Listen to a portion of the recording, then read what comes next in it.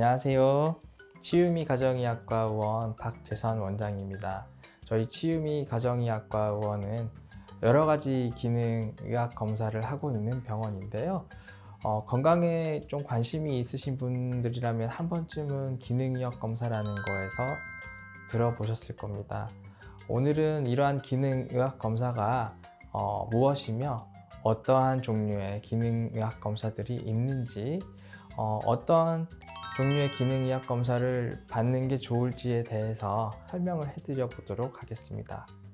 본인들이 갖고 있는 질환 컨디션이 다 다른데요. 그래서 그런 질환들이 생기는 과학적인 원인이 무엇인지를 밝혀내고, 사람마다 다른 그런 질병의 변이를 찾아내서 개별화된 맞춤 접근을 통해서 어떠한 치료를 받거나 어떠한 것들을 보충을 해야 되는지를 찾아내 보는 것이 바로 기능의학 검사입니다.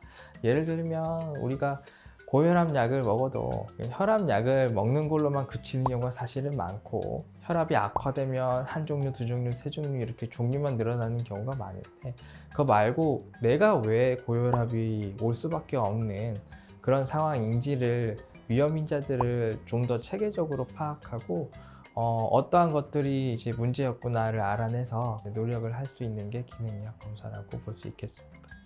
자율신경계 검사는 교감신경과 부교감신경의 활성도, 그리고 그 교감신경과 부교감신경의 균형이 깨져 있는지를 보는 검사입니다. 그리고 스트레스를 어느 정도나 받고 있는지, 스트레스를 받고 있다면 여러 가지 이제 반응을 보일 수가 있는데, 그 중에 어떤 반응 쪽으로 가는 경향이 있는지를 알 수가 있습니다.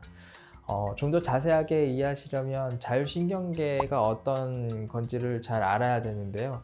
우리 자율신경계라는 거는 우리가 의식적으로 움직일 수 있는 뭐 근육이라든가 이런 것들을 관장하는 신경계가 아니고, 우리 눈물샘이라던가 땀샘이라던가 위장관 운동이라던가 심장 운동, 박동 운동 같은 것들은 우리가 의식적으로 신경을 쓰지 않아도 알아서 돌아가는 곳이죠. 그런 곳들에 전부 연결되어 있는 게 자율신경계고요. 그래서 자율신경계가 하는 역할은 기관마다, 조직마다 다를 수가 있는 겁니다. 그래서 자율신경계 불균형이 깨지면 이러한 기관이나 조직에 기능에 영향을 줄 수가 있거든요. 예를 들면 심장 쪽으로는 심장 두근거림이라든가 어지러움이라든가 이런 게 생길 수가 있을 거고요.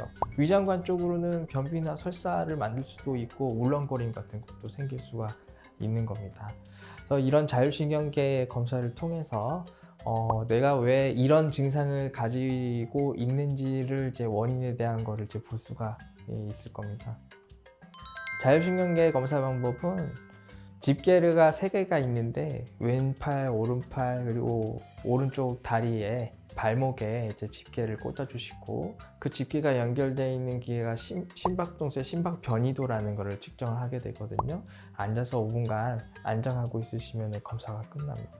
소변 유기산 검사는 수면장애, 만성 피로, 만성 통증, 만성 두통, 그리고 위장장애, 설사, 변비 이런 것들이 만성적으로 있을 때 권유드릴 수 있는 검사입니다. 우리 몸에 미량으로 남아있는 유기산 성분들을 검출하는 이제 특수 검사 장비를 이제 돌리는 건데요. 환자 입장에서는 소변을 공복 상태에서 받기만 하면 되니까 좀 간편할 수는 있는 검사입니다. 이런 것들을 통해서 우리는 뇌 호르몬의 밸런스가 깨져 있는지를 볼 수가 있고, 장내 미생물 중에 나쁜 애들이 많은지 아니면 좋은 애들이 많은지 이런 것들을 알 수가 있고요. 대사가 어떻게 됐는지도 볼 수가 있는데, 우리 몸의 지방 대사라던가 아니면 탄수화물의 대사가 원활한지 이런 것들도 체크를 해볼 수가 있고요. 이런 대사가 떨어지면 피로라든지 여러 가지 원인이 될 수는 있습니다. 그리고 산화 스트레스가 높은지도 볼 수가 있는데요.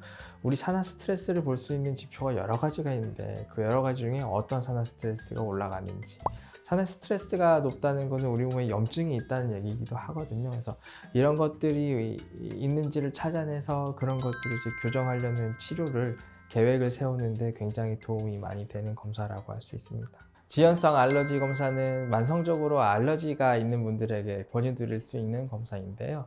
만성적인 비염이 있거나 두드러기가 계속 나는 분들도 있거든요. 약을 먹을 때만 좋아지고 약을 끊으면 다시 악화되고 이런. 특히 코로나 걸린 다음에 만성적으로 알러지가 남는 분들이 있거든요.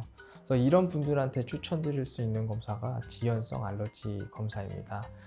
우리가 급성 알러지 검사도 따로 있는데요. 도움이 되는 검사가 있는데, 근데 이 급성 알러지 검사는 이제 둘 다 같은 알러지 원인을 보는 검사지만, 급성 알러지는 노출된 지 2시간에서 24시간 이내에 발생되는 게 대부분인데, 이에 반해서 지연성 알러지는 주로 음식인데요. 노출되는 항원이.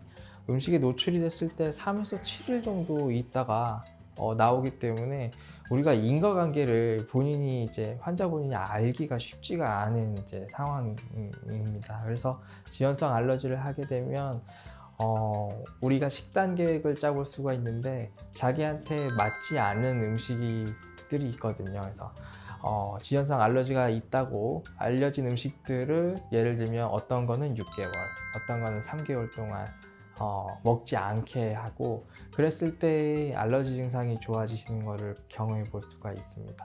기능의학 검사를 통해 여러분이 평생 헤어날 수 없을 거로 생각했던 그런 고질병에 대한 과학적인 원인에 대한 접근을 해서 치료법을 찾아볼 수가 있을 겁니다. 기능의학 검사를 통해 여러분의 몸을 깊숙이 들여다보세요. 원인을 찾아내서 과학적으로 치료할 수 있을 겁니다.